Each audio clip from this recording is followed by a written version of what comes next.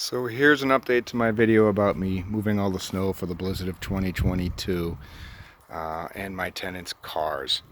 Apparently he did come out. It's about 2:30 in the afternoon right now, January 30th, 2022, and clean off his car.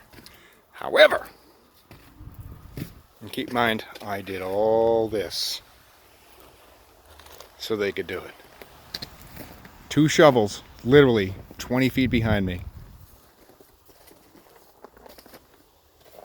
And they decide to trample this down like it's nothing, not realizing that it's going to melt and then freeze.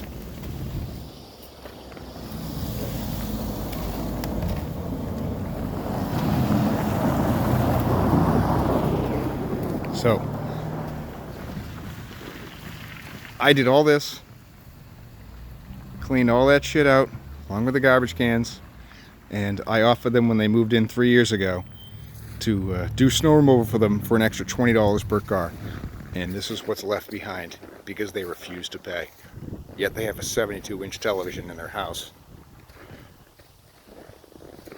That's gratitude for you.